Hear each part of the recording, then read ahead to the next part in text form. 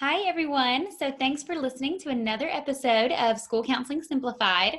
So this one we are recording again. So I did a previous episode with my counselor friend Carla in person because she lives here in San Diego with me. But today I'm interviewing Lauren Tingle, and we are doing a virtual Zoom interview. So again, if you're watching this, watching the video, it's probably on YouTube. Or if you're just listening to the audio, it's through the podcast. So I'm kind of experimenting doing a mix of audio and video just for fun so you can get to see us and kind of join the conversation. So Lauren, welcome to the podcast and tell us who you are. Yeah, I'm Lauren Tingle. I am in Greenville, South Carolina, and I have been a high school counselor for the last 8 years, and now I'm taking a little break at home. I have an almost 3-year-old and a new baby, so kind of thought about maternity leave and then thought it would be a good year to just stay home with them. So I'm still producing materials on Teachers Pay Teachers and serving high school counselors just in a different way from home this year. Right. Yes, absolutely. And I'm staying home this year also. And how old is your newest baby? I don't remember. She is almost 3 months, like 2.5 months. Yeah. Oh, so sweet. With the second, I feel like you forget how many weeks. Like the first, I'm like, she is 8.5 weeks. Yeah, no. And I'm like, I don't know. I just do months. I'm like almost 5, in between 4 and 5. So, okay, that's fun. So tell us, most of our listeners, I believe, are like elementary, maybe some middle school counselors, but tell us like day in the life of a high school counselor. What does that look like for you? I guess pre-school. Yeah. I think every level is really different, but I think we all have in common that it's chaos probably most days. Like I might come in and have a plan of what I know I need to do, but the day totally might go a different direction. Usually I would come in the morning and check email, check voicemail, like get my day situated. I probably would have a to-do list from the day before rolling over, and I'm not a super organized person, but I usually would have my calendar of the things that I was planning on doing. I would like to be visible in the hallway, so I'd go out and like greet students as they're coming in, because I realized like just being visible, I would see students that I needed to talk to, and they would realize they needed to tell me something, and I'll check in with you later today. So just kind of touching base with some students, or if I need to see some teachers first thing in the morning, kind of touching base with them. And then the day could be anything from just teacher support, like being in an IEP meeting, running a 504 meeting. Those are not my favorite things, but that's part, sometimes scheduled on the to-do list. Checking in with the administrator, seeing if there were any students that we needed to talk to together. Some of just like that maintenance, checking in with students.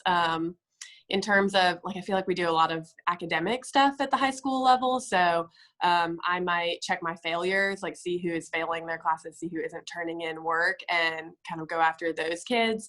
Some of those are a little bit like I can check on them, walk like over to their classroom, and again, like be visible in the hallways and go knock on doors and kind of see kids.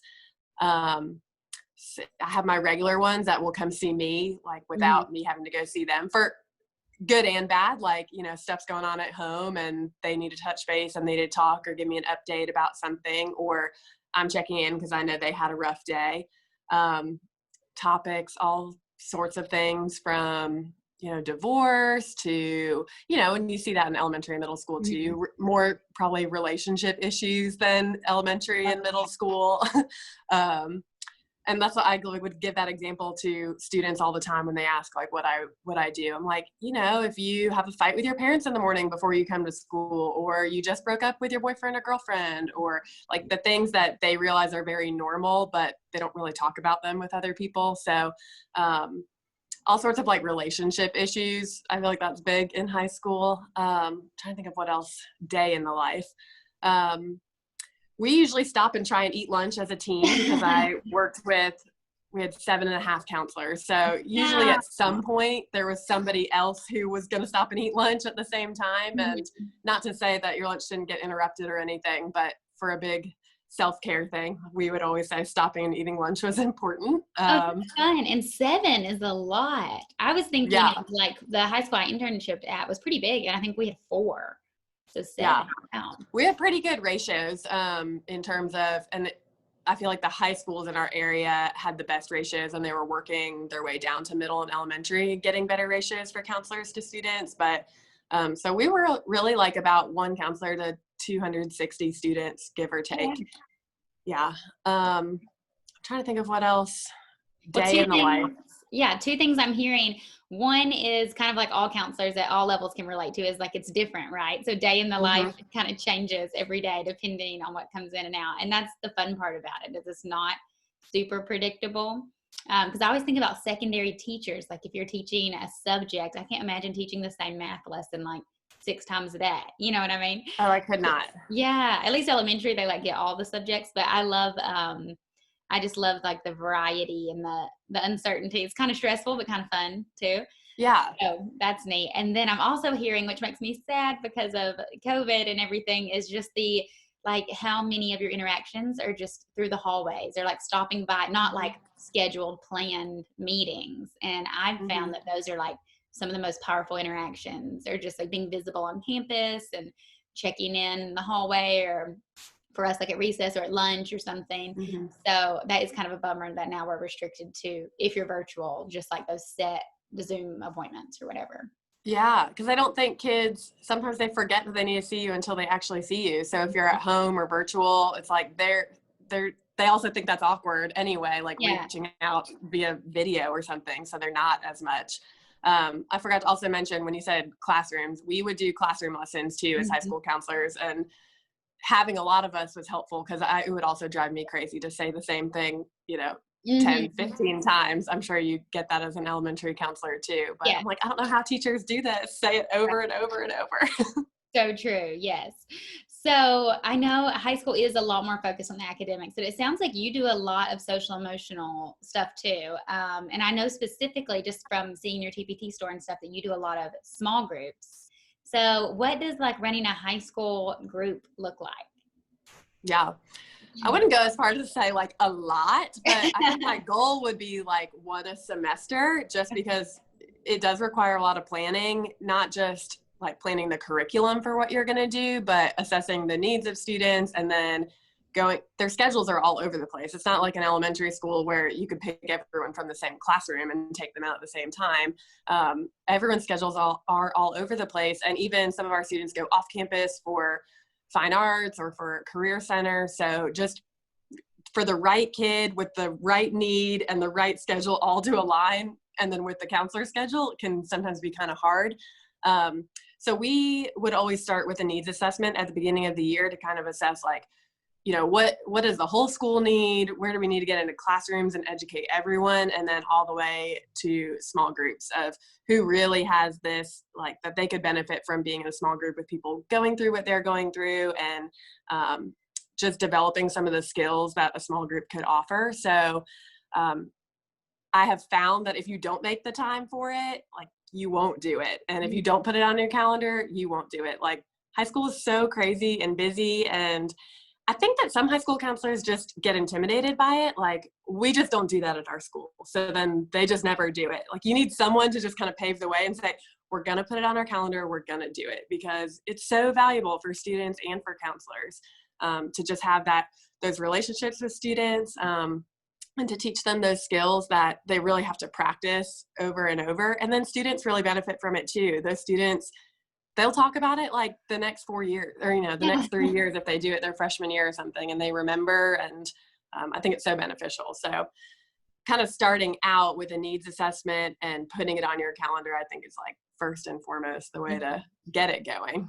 Yes. And what kind of topics have you done in the past? I've done grief groups that have come from, just blatant needs in the school, like a student death, where that student was like very involved on campus and a lot of people knew that student, to another grief group where it just happened to be coming up on a lot of different needs assessments. Like people had relatives of their family die. And so that one was really interesting because we had guys and girls, and it was 9th through 12th. Like they were all different ages in it. And at first I was a little nervous, like how is a freshman going to interact with a senior or something? Or guys and girls, like, would this be weird? But it was really cool. Like, the maturity of the older ones was kind of like inspirational for a ninth grader. Like, they were not crazy in a group because they had someone who was a little older and more mature kind of helping lead discussion. And then like something like that, like grief that serious, really brings kids together, and they really can relate on an emotional level of what's going on. And even if it was last year, like I had those feelings last year too, and I can remember that. So done a couple of grief groups. I did a leadership group last year. It was part of a student ambassadors program. I just thought, like, these students are wanting more, like they're wanting to be connected to the school and to their peers. And so, like, how can we develop them as leaders with all sorts of topics, from written and spoken communication? Because I was like, y'all are going to be representing our school, so I want you to have some of those skills. It was kind of twofold. Like, I wanted them to learn certain skills, and I knew that they would be invested in it. So leadership group, stress management group was a really popular one. I mean, every kid would put that. That was like one of our top needs in the school. And so we changed a lot of our classroom curriculum to involve stress management and mindfulness. We had done like a large scale mindfulness day. And then for those who like said that they'd be interested in a small group, we ran some small groups in the fall and spring, because I don't think it's even it's an all year kind of need, all the time, all year, all grade levels. So yes. Trying to think. I feel like I have other ones. Oh, a first generation group. That is like one of my favorite ones. So first generation college going students, that one is always in the fall, kind of when we get back to school for seniors. And I thought about, you could do it with juniors too. I've always just done it with seniors, but really giving them terms and vocabulary and walking them through the college timeline, because as first generation students, a lot of times their parents want to help but don't know how to, and they're very driven. Like, they want to go to college but sometimes are kind of paralyzed and don't know what the next steps are. And that is I mean, you know this from any small group, like just having something in common and working through something together. I mean, they come out on the other side so empowered with these skills and new abilities and just new goals and mindsets, that it's really cool to be a part of. Like, I always feel like I benefit from small groups maybe more than students do. For sure. No, that group sounds awesome. I like hadn't heard of anyone doing a group like that before, but there's such a need. It's so fun. Yeah. Oh, I love that. And like, how many kids are in your groups typically? I'd say like 6 to 10. I mean, 10 would be a lot, but I feel like I always invite more because people end up bailing. I mean, at the high school level, it's like they basically get to choose if they're going to come. And depending on the group, I would say when, like, the time of day I would do it would also matter. Like, the leadership group, those kids were really committed to this other, like, being a student ambassador. And so we did that group before school started in the morning. So they came like 30 minutes early. And so, you know, you get people who drop out of the group because they don't want to get there early or something. But we had really good attendance at that. And same with the first generation group. I felt like those students really cared about their schoolwork, so they didn't want to miss class. So they were fine coming earlier in the morning. I mean, as a counselor, that meant I was there earlier too, but it was worth it to me to, 30 minutes earlier, 45 minutes early. It was worth it. Yeah. And then the other groups we do during the day. So just kind of looking at their schedules and seeing where we could make that happen. Whether I never take kids' lunches, just high school, that's like a time to be social and a time not to be in class. No one's going to come hang out with the counselor if they could be at lunch with their friends. For sure. So yeah, do you find that it sounds like your student buy-in is like pretty good, because at that age they could just be like, no, we're not coming. It's not like they're scared to like miss or anything. So do you find like the students, like they're seeking out you and then they're really invested and come to all the sessions, or are you ever like trying to get kids and it's kind of, you have to talk them into it? Oh, you definitely have to talk them into it. Like, because they're like, what is this? Like, maybe if they had a good counselor at elementary or middle school, like they've heard of groups before. But I mean, you definitely have to sell it. If you as a counselor are not excited about it or trying to get them bought in, even like when you're pitching the idea to them, they are not going to show up. If you're like, I'm doing this thing and like, you might not want to do it, like, they're not going to do it. But Mhm. I'm like, hey, here is what we're doing. It's going to be so fun. You're specially like selected for this. You're invited for this. And usually they have checked off on a needs assessment that they would be kind of like interested in hearing more, which is why we have like found them or whatever. So I usually remind them like, hey, you checked this off. I don't know if you still feel the same way. You know, I don't know if you're still stressed out. They're like, yes, I'm stressed out. Okay, well, look, perfect. This is the stuff that we're going to do, and this is how it's going to benefit you. And we have a couple other people. If you want to do it, great. If you don't, no sweat. Like we have other people, I don't know, just kind of like just saying it's going to be fun. We're going to do activities. They get really excited if they're going to miss class, of Right. course. Right. But I tell them you're going to be responsible for anything you miss in class, and I'll communicate with your teachers too. And so once, especially for the stress one, then they get really stressed out that they're not going to be in class, that they're going to have to make up work. I'm like, no, it's okay. We'll No. make sure that your teachers know, and Yeah. like you have permission to come. So depending on the group and the kids, you might have to do more convincing, but like if you can sell it as a counselor and it's something you really believe in, then I think they get on board pretty easily. Yes. Yes. Oh, that's awesome. I miss groups. That's fun. That's like my favorite part of Yeah. counseling. What about you? I really like doing groups too. Like I said, I think sometimes it feels daunting if you don't have the curriculum or you've never done it before, and maybe you get a little like nervous excitement too. Like, I hope this goes well. I hope kids talk. But once you get through that and you get practice doing them over and over, or this is your second time running a group and you have new personalities, I think it's so fun. Like I always leave a group session like pumped because I just got to spend time working with kids and not doing paperwork or not being on the phone, or I mean, I hate to say it, talking to parents. Like Right. students are who we're in this for. Like I think we all get really energized from working with students. So it is the best part, I think, too. Yeah, for sure. Okay, so shifting gears a little bit, I want to talk about something fun, and that is TikTok and Instagram Reels. So I just barely started. I think I've made like 2, but I know you've been doing some Yeah. TikToks and Reels. So I want to talk about like how counselors can use those to either communicate with students or parents, like spreading information or just bonding with other counselors over like counselor humor. Yeah. Tell us about some that you've done. Okay, well, I have opinions on the 2 of them. I'll tell you. Okay. I think TikTok is really, really stresses me out almost. Like I like to like be a ghost on TikTok and like see what's cool and what's trending and know the songs and stuff. Like I was telling my husband, in the back of every sports thing, every game right now, when it goes to a commercial break, I'm like, that song's from TikTok, that song's from Reels, that song. And he's like, what? How do you know that? I'm like, I just hear it. And I'm like, that is engaging culture. And so if we, like, that's engaging kids who are watching that because they hear that, they're doing a dance in their sleep. So it's kind of fun to know, especially at the high school level. And I know middle school too, like kids are just doing those dances everywhere. And if you can find something that like clicks with them, all of a sudden they either take a step back, like, how do you know that? Or what? Like you're an adult who knows that. It's kind of Right. funny. So I think I'm more of like a lurk in the background on TikTok. Because then I think, oh my gosh, I don't have the time to sit and learn a dance or something. Like that feels like a lot of pressure. But I really, if I had the time, I would like to spend more time doing it. But I don't know.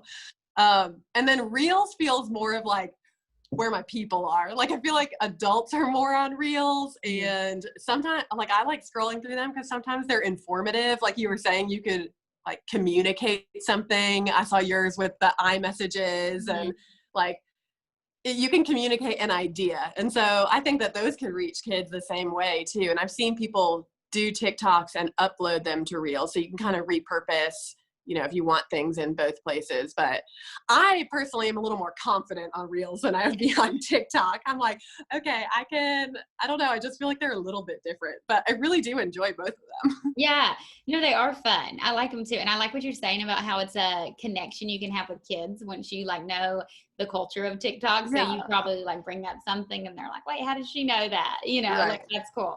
And then and even if you're like, I can't do the dance, but like I like can recognize it, or they roll their eyes. I don't even care if they roll their eyes at me. I just think it's funny. I'm like, so, but I knew it and you didn't think I was gonna know it. Exactly. And they deep down are like care that you care about what they like, like you're taking interest in what they like. So I think that's cool. Definitely. Even if you're just a lurker, as you say. Yeah.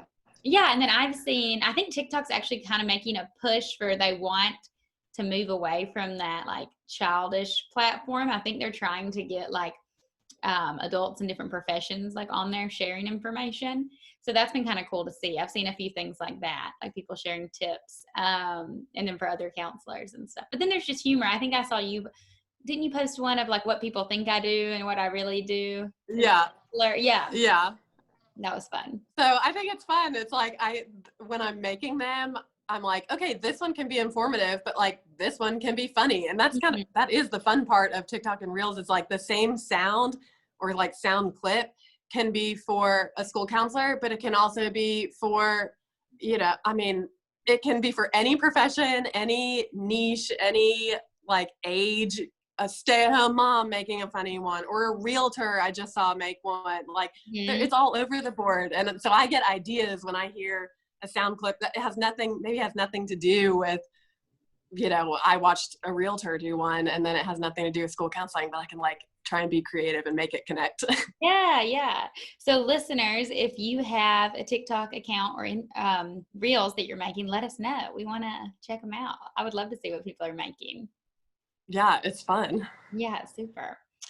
Okay. I also think, I don't know if you found this because I think you're on both, but do you think one is easier to use than the other? I think Reels is more intuitive to me than TikTok is. Okay, see, I'm the opposite. And really? I love Instagram, and Reels is like native to Instagram. And I feel like I know Instagram, the platform, and I'm like familiar with it, stories and everything.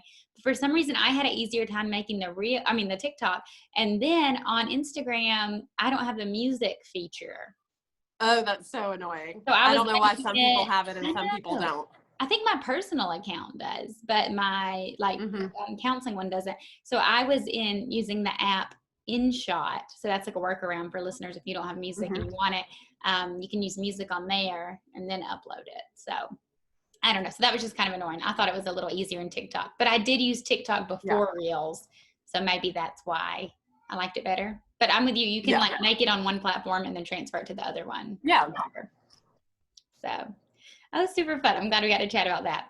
Well, thanks for coming on and sharing all of this with us. It was great to hear. So tell us, where can the listeners find you if they want to connect and check out your TPT store, blog, whatever? Yeah, I'm everywhere at Counselor Clique. So Counselor CLIQUE on Instagram, Twitter, Facebook. My website is counselorclique.com and my TPT store is Counselor Clique. So I make high school resources and there's some middle school stuff thrown in there too. But you can find me across all platforms. I mean, I'm on TikTok, but like you're not going to find much of me on there. So if I do anything good on there, I'll put it on Instagram so you don't have to follow me there. Are you active on Twitter?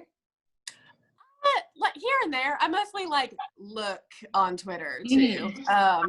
And that feels more like professional, almost like people are having like Twitter chats and stuff like that. Sometimes I get little nuggets on there. I don't really post a ton on there anymore. I don't really use Twitter either. But isn't there like #SC chat, like school counselor chat, I think is one that people follow. I don't think I've ever participated in something like that live. I'm like, oh, I don't have time. I'll catch up on it later. Right. So Twitter is never like a live thing for me. Yeah. Awesome. Well, thanks, Lauren. So thanks for coming on, and we'll connect with you later. Cool.